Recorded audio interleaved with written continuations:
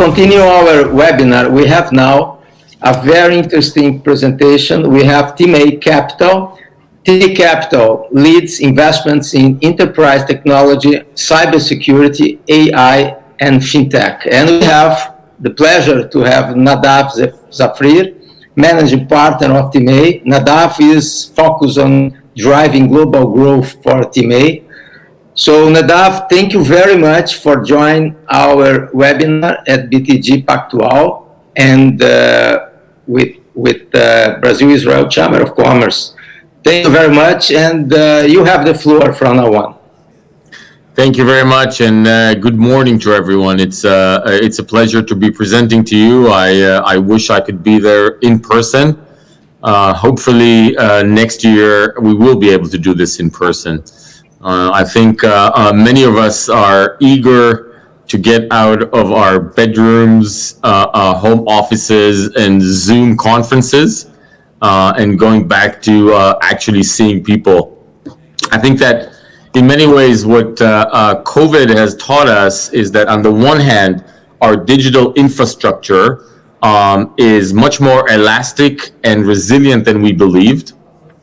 I mean, if you would have told me 18 months ago that overnight, 90 to 95% of the workforce will go from working from an office space to working remotely, I would have told you that the internet connectivity will collapse, and it hasn't, which I think is says something very important about the infrastructure and the fact that we can depend on the infrastructure that we've built over the last few decades.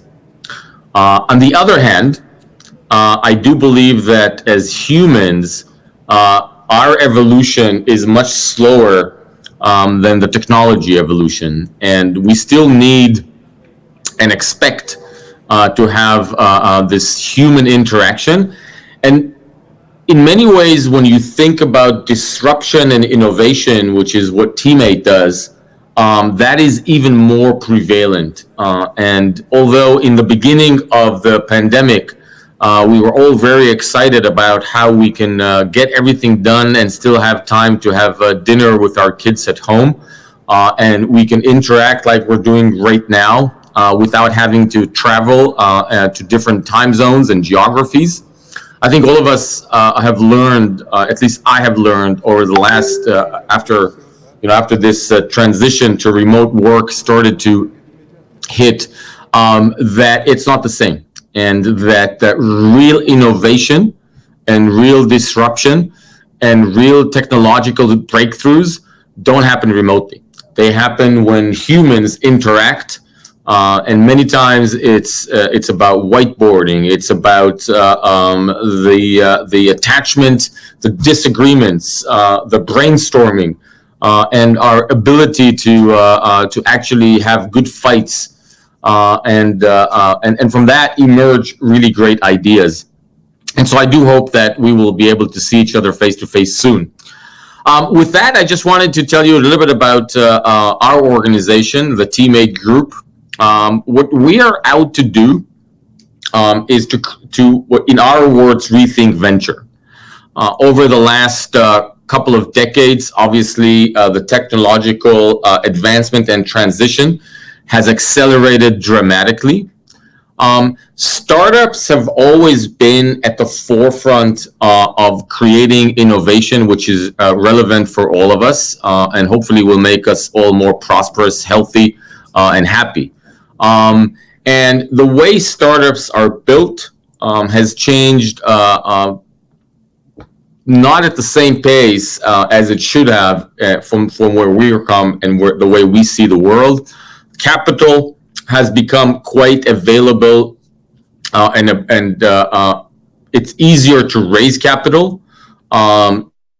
Perceive that venture capitalists had, which is the capital which went through a process of identifying what are the worthy causes, the worthy people, technologies, ideas, etc., that should receive the financing, is not as fine as it used to be, which leads to a plethora of startups that are out there creating a lot of noise, and a runway which has shortened, which doesn't allow for startups to go deep into tech, in our opinion, leading to a failure rate which is relatively high.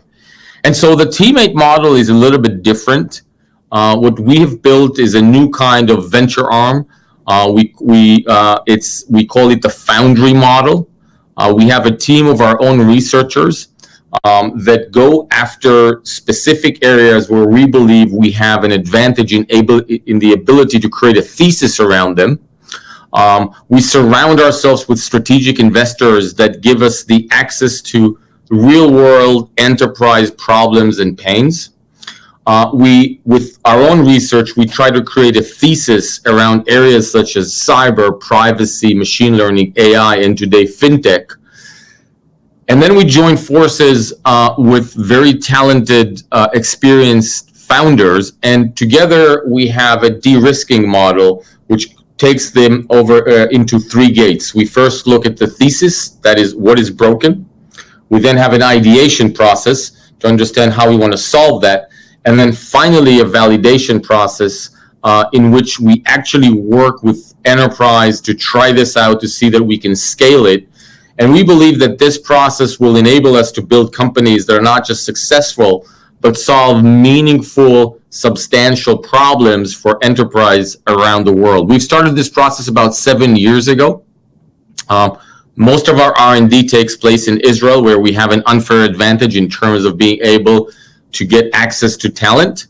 And throughout this process, we've built 12 companies in our cyber and data vehicle.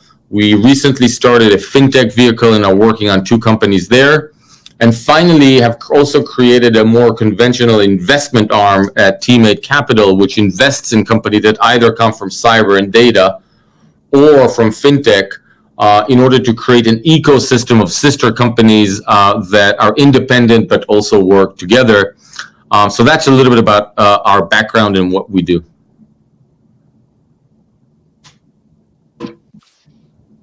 Perfect. Thank you very much. As you may know, we have a Q&A session, and we have many questions in our chat. And I'll make the question. The first one we have, Nadav, is we always say that being part of IDF makes difference for Israeli entrepreneur.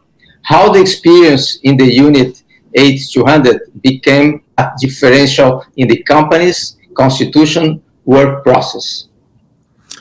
Thank you for that, Renato. It's actually one of my favorite topics to speak about. On a personal level, you know, I came to Israel when I was 18, actually from South America, from Ecuador, and I planned to do 2 years of service and then go to college in the U.S. I ended up doing 25 years of service. And my last 10 years of service were actually in 8200, the first half as deputy commander and the second half as commander of 8200. And in order to understand why this is an important part of the Israeli tech ecosystem, you have to zoom out and understand the situation in the Middle East for 30 seconds. And so I won't go into politics, but to the outcome of Israel being in a tough neighborhood, needing to protect itself, led to the fact that we are probably the only country in the world today that has mandatory service for both boys and girls for a substantial amount of time. So high school graduates in Israel need to serve in the military for about 3 years minimum, right out of high school. And they only go out and go to their college or university and civilian life after that.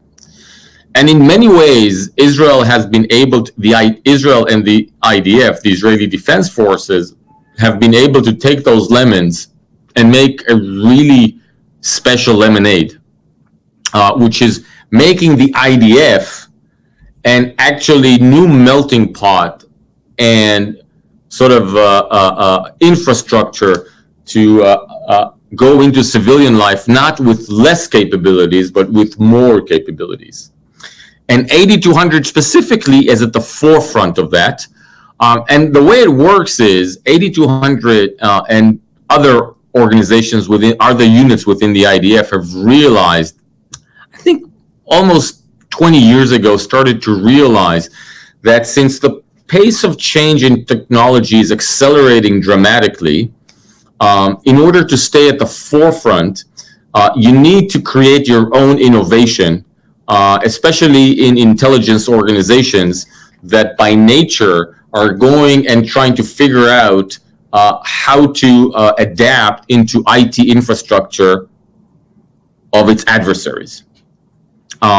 And the way 8200 dealt with this is quite unique. What they decided to do is, rather than recruit out of universities, to create a screening program for high school students that tries to predict who are the top 1% of high school students across the country that have the aptitude to learn technologies, capabilities, leadership skills, collaboration skills, etc., at a super high pace. Then put them into a 6 months training program, and immediately after that, put them in the front line of technology, intelligence, leadership, etc., at a very young age, super inexperienced, but extremely talented and passionate. And what we found was that if you have the right screening program, if you put the right prediction models into it and create a very focused contextual training program, then give these individuals the right incentives and surrounding a supporting system, they can create incredible things in a very short amount of time. Sometimes because they're inexperienced. Sometimes because these are the individuals that, unlike our generation, Renato, we don't have to tell them to get out of the box. They were never in a box in the first place. They don't have to think out of the box is. And that's a very powerful tool.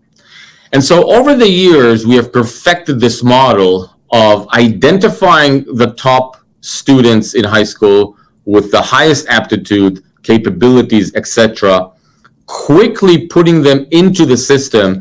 And innovation in organizations like that does not happen top down, but bottom up. And if you create the right mechanism, the right atmosphere, and the right culture, magical things happen. These individuals serve for usually an average of 5 years. And unsurprisingly, when they leave the military at a very young age, usually an average of 22, 23-year-olds, they go into the tech world and feel that they have the capability to become very strong entrepreneurs and disruptors, because that's what they've been doing since they graduated from high school. So they have that ability to look at big problems, and usually with disruptive, innovative technology, find very interesting, unique solutions. That's on the technology side. On the leadership side, these are individuals that at their early 20s have already commanded and led dozens of individuals. So they also have this executive experience.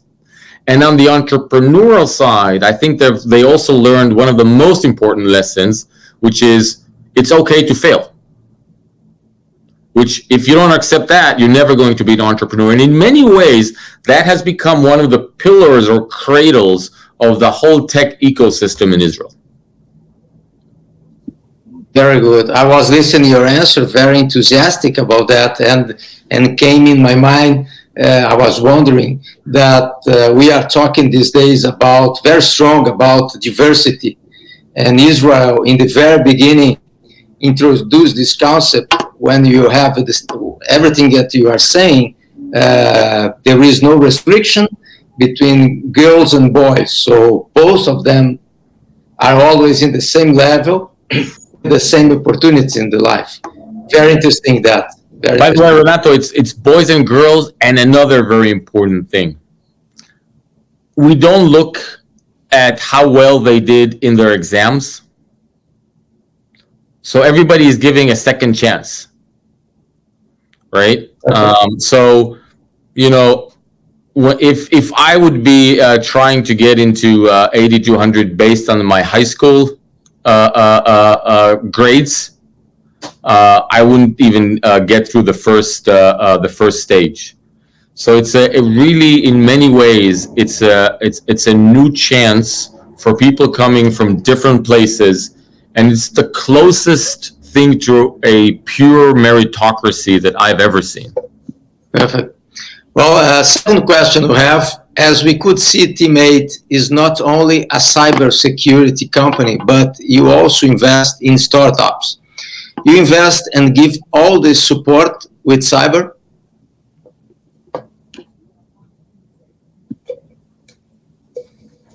I'm sorry, Renato, you got cut off. Can you? Yes, I'll ask a question again. As we could see, Teammate is not only a cybersecurity, but you also invest in startups. You invest and give all the support with cyber? That's the question. Yeah, you know, honestly, we started as a cybersecurity foundry because we understood in 2014 something which was very unique. Coming from 8200 and from a military background, military intelligence background, we had a good understanding of what we call the attacker's perspective, because we were attackers. And so because of that, we had a very unique perspective of what attackers think like, act like, etc. And we thought that was a real advantage to build the best defensive capabilities. So how do you know, cyber is a lot about asymmetry. There's an inherent asymmetry between the offense and the defense. And we thought, because we really understood the offense, maybe we could flip that asymmetry, right? And so, for example, we started, the first company that we started is called Elusive Networks. It's all about deceiving attackers by putting deceptions throughout the whole network, because we know how attackers collect information. We can disrupt their collection mechanisms. We pollute the whole network with deceptive data that we know will lead them to do something, which instead of us having to hunt them, they will actually flag themselves out, right? So that's how we started, and it made a lot of sense, and we've had a lot of success. But as we matured, we also learned two more things. First of all, security is no longer about securing an IT system, right? You can't think about security as a technical, mechanical security that you give to an IT infrastructure, but rather you have to think about it as securing a business.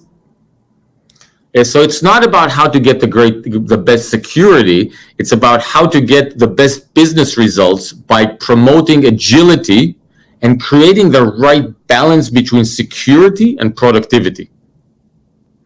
And as we learned that, we started to go beyond cyber, because we understood that we needed to think about the business outcome, which has to do with machine learning and AI and productivity and remote work, etc. And cyber is just a part of that, but cannot be a standalone. And that's why we moved and started creating companies that are not just about security, but about productivity and new business capabilities. That's number one. And number two, we also understood that in order to build a startup, it's not just about technology.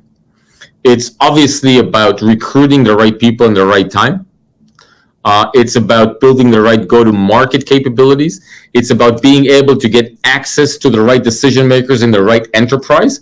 And so across the board, we build different departments within Teammate that give all that support to our founders in order to do two things. One is to help them avoid unforced errors, and two, to jump back for mistakes that are unavoidable. And so what we want to do in life is essentially take the strongest founders in the world and accelerate them so that they can do things deeper, faster, with a higher probability of success. Perfect. Very interesting concept. We have another very practical question is, how do you suggest we may prepare our staff to deal with this? Is there a solution or a technique to prevent an attack? Yeah, so, the answer is no. You will be under attack. And it's not a bad thing, because if nobody wants to attack you, that means that you're doing nothing interesting. Meaning you don't have interesting clients, you're not making money. So if no attacker is going after you, that's not good news, that's bad news. The more successful you are, the more adversaries from cyber will go after you for three potential things. It could be because you have IP that somebody is interested in. 2, because you have money that somebody wants to take away from you. Or 3, because you find yourself in the middle of a nation state, more political adversary, like in the Sony event in the US, for example, right? Where North Korea, it doesn't go after the US as a nation, it goes after one of its prize corporation because there is adversarial interaction between two nation states. And we see that happening more and more.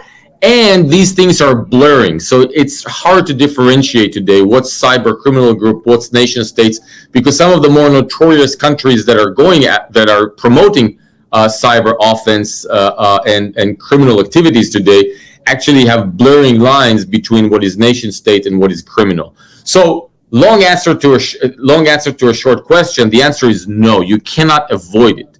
What you must do is 3 things. Number 1 is take ownership on a high level in the company. Cyber is no longer somebody in IT. That's not who is supposed to take care of it. It's the CEO's problem. Because only the person that has the strategic responsibility and overview can actually decide how to optimize your security. Because too much is not good, and too little is not good. So number 1 is you have to embrace the fact that this will happen and take ownership. Number 2, you have to raise the level of awareness of everybody in the organization. Everybody is a part of this. Every employee has to be a part of this. And number 3, you have to prepare for this because it will happen. And when it does happen, there's a huge difference between being ready or trying to understand what to do. You can't have a fire drill when the fire is up. You have to have a fire drill before that so everybody knows what to do. And unfortunately, and it is unfortunate, this is the new part of doing business. It's a new business risk that's relevant for everyone, and it has to be treated as such, a business risk. And so how do you deal with a business risk? Well, you identify it, you quantify it, and you decide how to mitigate it. Sometimes you say, this is such a high risk, I don't want to be in this business. Sometimes you say, I get it, but I will take it anyways and I will self-insure. Sometimes you'll say, here are the things that I will do to mitigate it. And sometimes you'll say, I want to transfer the risk and buy insurance, just like any other risk. Perfect. Well, you understand that this is what you mentioned is something that the CEO of the companies are facing now. It's a new challenge, and this is a new job. They have to be prepared for this new challenge. Thank you. It is, and I sometimes almost feel sorry for leaders that are confronted with this because at Teammate we also have an incident response company that we started, and so I've been with CEOs at some of the hardest times in their lives, literally in their professional lives, because cyber attacks can lead to devastating results. Here's the thing. You have to embrace it. You have to create a minimal knowledge around it so you can ask the right questions to your professionals, and you have to have the right language between your IT, security, risk, and business leaders. So together they can create an optimized contextual version of security for your company. Perfect. Another question, are there any chances in how companies are working nowadays considering LGPD demands? Again, Renato, I'm not sure I understood the question. I'm sorry, can you repeat it? Sorry. Yeah, got it. Okay. Sorry about that. Okay. It's fine, no problem. Are there any chances in how companies are working nowadays considering LGPD? This in Brazil is GDPR. Yeah, that's a very important evolving topic.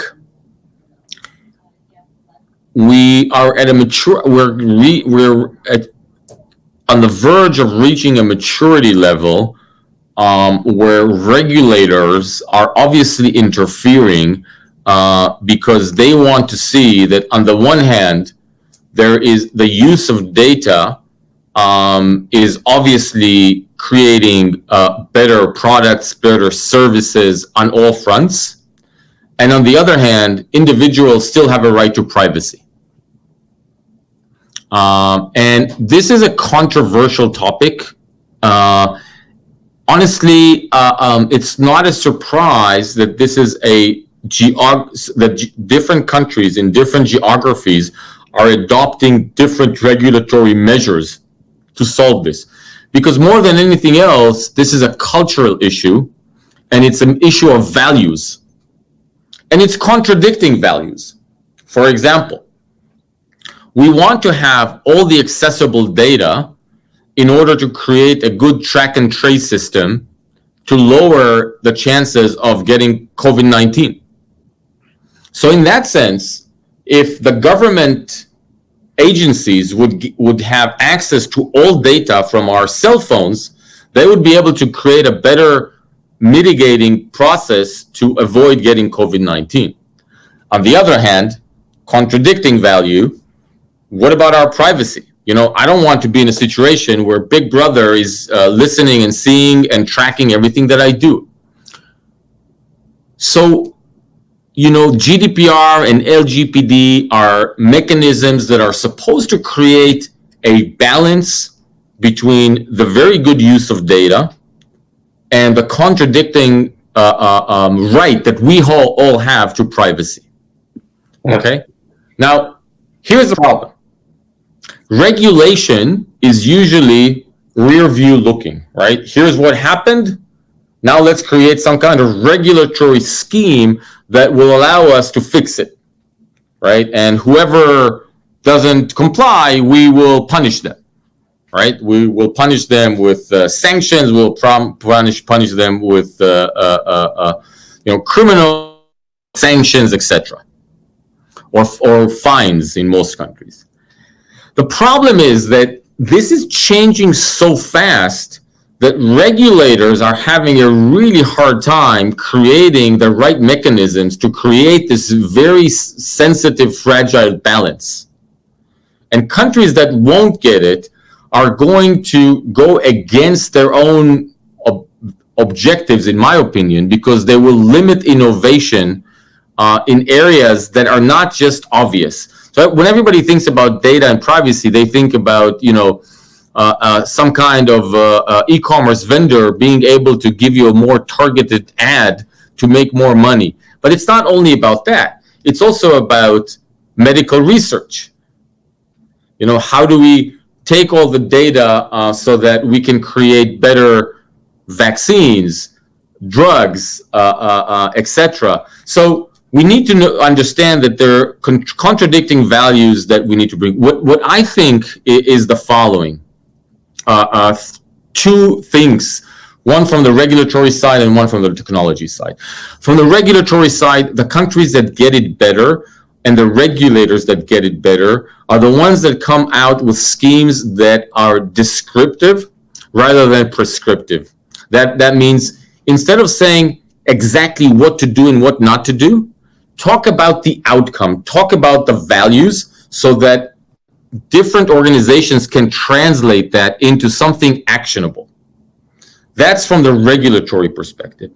From a technology perspective, it's our duty to find capabilities and technologies that actually create a better option or choice than the binary choice that we have right now. And right now it is a binary choice. And so, for example, at Teammate, we're working on a company called Duality. Duality is taking encryption to the next level.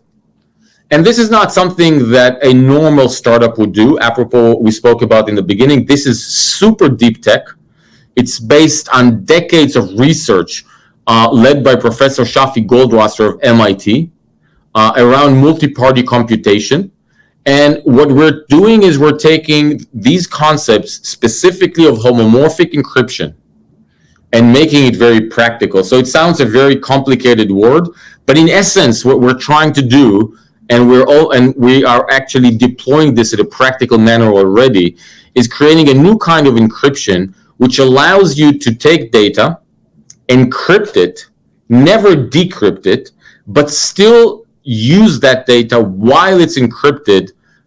That means that you can actually run computations on encrypted data, create queries on encrypted data without ever decrypting it. So for example, when we speak about track and trace, one party has the data, the other party has the model that can run queries on that data. They can now collaborate without ever decrypting this. And so this is a way to circumvent this conundrum between privacy on the one hand and productivity on the other hand. And these are the concepts that as technologists we need to come up with in order to support the system. Perfect. So in other words, culture and mission, they are very important in this moment. Exactly. Very good. We have a final question is, what are the trends, and our time is very short, so what are the trends in the cybersecurity sectors?